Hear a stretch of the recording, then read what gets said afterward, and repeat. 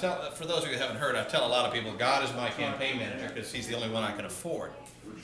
And you know, I've given Lynn the title, but you know, she understands that she's really deputy. So the main God is my campaign manager story is the story of how Lynn came onto the campaign. I had a call from Phil Collins back in June to tell me that Bill Kelly was doing an organization called Reform Illinois, and he was getting together a conservative slate of candidates from the top of the ballot to the bottom of the ballot, and Phil thought I should blog about that on my blog, so I called up Bill Kelly and I talked to him about it. I thought it sounded like a wonderful idea. I said to him, well, I'm also going to be a candidate for state representative. How can I get involved in this? He said, well, let's get together and talk about that. Well, I said, great, when are you coming north? He said, I'm going to be at the Palatine Tea Party on the 4th of July. I said, that sounds wonderful. I'll meet you there.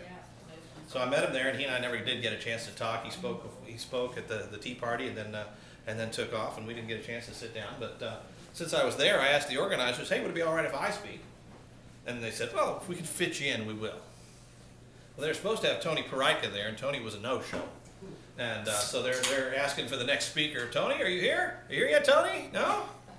Paul? And I'm right here.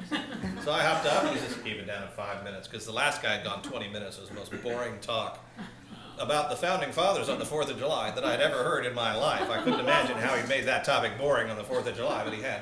And so I got up with my usual passion, and maybe even more than usual, and gave a little talk off the top of my head. And Lynn here was there making video, just like she is now. I talked to the Tea Party. And I guess Lynn was impressed enough with that the next day was our church picnic. And Karen was the organizer of that, so we left early and we came home late. But when I got home, there was email from Lynn saying that she'd taken this video, made it into a campaign commercial, posted it to YouTube, and was that okay with me?